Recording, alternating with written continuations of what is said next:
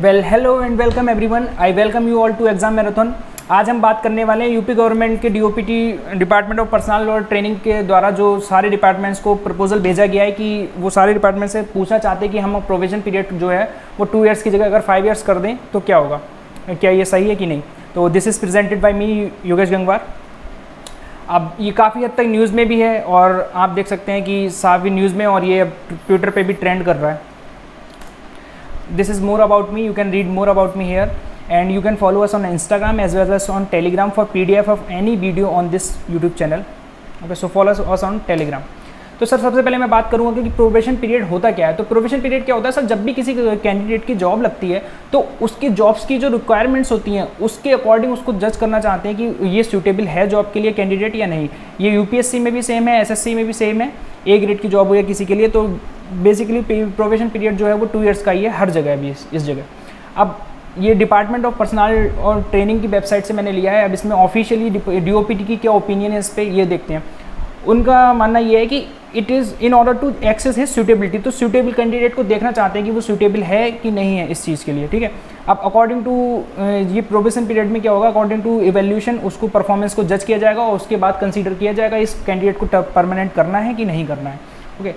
और ये चीज़ यहाँ पे पॉइंट नंबर 2 में कंसीडर करने वाली, it is not desirable that a government servant should be kept on provision for longer period. तो सर लॉन्ग पीरियड के लिए प्रोविजन डिजायरेबल नहीं है, यानी कि प्रोविजन डीओपीटी का भी मानना यही है कि प्रोविजन पीरियड जो है वो ज़्यादा लॉन्ग पीरियड का नहीं होना चाहिए। अब डीओपीटी का ये भी कहना है कोई भी सर्कमस्टांस की सर आप अगर बढ़ाते भी हैं थोड़ा लॉन्ग प्रोविजन पीरियड तो ऐसे कोई भी सर्कमस्टांसेस यानी किसी भी सिचुएशन में आप उसको डबल नहीं कर सकते, more than the double normal period. यानी कि अभी अगर हम नॉर्मल पीरियड की बात करें जो 2 ईयर्स है उसको आप किसी भी सिचुएशन में 2 ईयर्स से 4 ईयर्स नहीं ले जा सकते। अब लेकिन यहाँ पे जो बात चल रही है वो 5 ईयर्स की, तो ये बेसिकली फिर न्यूज़ में है ही है। इसलिए अब हम यहाँ पे बात करें अगर प्रोबेशन पीरियड में कंडीशंस क्या हैं, तो कंडीशंस में ये है कि सर वो आपको टर्मिनेट कर सकते हैं, डिस्चार्ज कर सकते हैं आपकी परफॉर्मेंस के। अगर वो अथॉरिटी जो अपॉइंटिंग अथॉरिटी है वो देखती है कि आप उस चीज़ से में सक्सेसफुल नहीं हो पाते हैं उस एग्ज़ाम में या फिर किसी में, तो टर्मिनेट करते हैं। और इस प्रोबेशन पीरियड के ड्यूरिंग आपको कोई भी एंटाइटल या कंपेंसेशन नहीं मिलेगा अगर आपकी जॉब नहीं लगी परमानेंट। अब जो प्रपोजल है वो क्या क्या प्रपोज किए गए हैं, यूपी गवर्नमेंट ने क्या कराया, हम उसकी बात करते हैं। तो ओरिजिनल अपॉइंटमेंट जो इंसान का हो जाएगा, यानी कि जो वो टेम्परेरी लेवल पे जब जाएगा उसकी सर मैं अगर बात करूं, अगर उसे परमानेंट की बात करूं, परमानेंट होना है तो अब उसको 5 ईयर्स प्रोविजन पीरियड पे जाना पड़ेगा। पहले जो 2 ईयर्स था अब 5 ईयर्स है।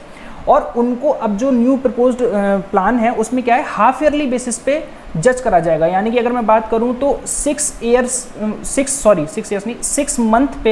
6 मंथ पे जो एग्ज़ाम होगा यानी कि ट्वाइस अ ईयर एग्ज़ाम होगा, ट्वाइस अ ईयर। यानी कि अगर मैं 5 ईयर्स में बात करूं तो 5 ईयर्स में ट्वाइस बाय तो 10 टाइम्स अब आपको एग्ज़ाम देना होगा before getting you a permanent employ, ठीक है। अब जिसके 60% लोएस होंगे उसे जॉब नहीं मिलेगी। और ये भी तो है ही कि टेम्परेरी एम्प्लॉय होगा जो कोई भी अलाउंस यहाँ पे एचआरए वगैरह हो गया या फिर कोई भी अदर बेनिफिट्स होंगे वो नहीं मिलेगा।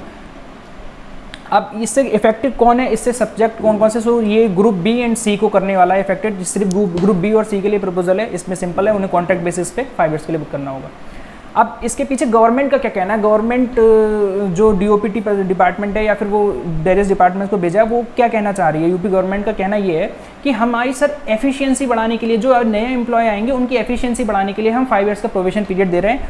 और ये तो बोलना ही था गवर्नमेंट को, रिड्यूस द गवर्नमेंट एक्सपेंडिचर। अब आपको पता होगा गवर्नमेंट यूपी गवर्नमेंट काफ़ी लॉस में चल रही है क्योंकि लास्ट 2 ईयर्स से आई थिंक स्कॉलरशिप भी नहीं दे पाई है बच्चों की। तो ये मानना है कि उनका एक्सपेंडिचर सर ऐसे लॉस हो जाएगा क्योंकि आप देखिए प्रोबेशन पीरियड में जो सैलरी होती है वो 15 to 20,000 या 25 to 30,000 होती है। तो एक्सपेंडिचर तो लेस होगा ही और अदर बेनिफिट्स नहीं देंगे तो एक्सपेंडिचर तो लेस होगा, क्योंकि गवर्नमेंट को कहीं ना कहीं से अपना एक्सपेंडिचर मेंटेन करना है। तो टैक्स पेयर की मनी कैसे ये इन्वेस्ट कर रहे हैं हर जगह या फिर कैसे इंप्लीमेंट हो रहा है कौन सी चीज़ों का, इन सब पे इफेक्ट पड़ता है एक्सपेंडिचर का। अब ड्रॉबैक्स क्या हैं इसके, सर बेसिकली सिंपल सी बात है कि लॉन्गर प्रोबेशन है। अब आप खुद ही सोचिए कोई एग्जाम है जिसमें 1 ईयर्स की प्रोसेस है सिलेक्शन की, अब उसके बाद 2 ईयर्स में आप उसे जज कर पा रहे हैं। तो 1 ईयर में आपने एक तो उसे निकाल लिया, फिर उसके बाद 2 ईयर्स और लगा रहे हैं, ठीक है। यही एक काफ़ी इतने टाइम में ही यही सफिशिएंट है 3 ईयर्स जज करने के लिए।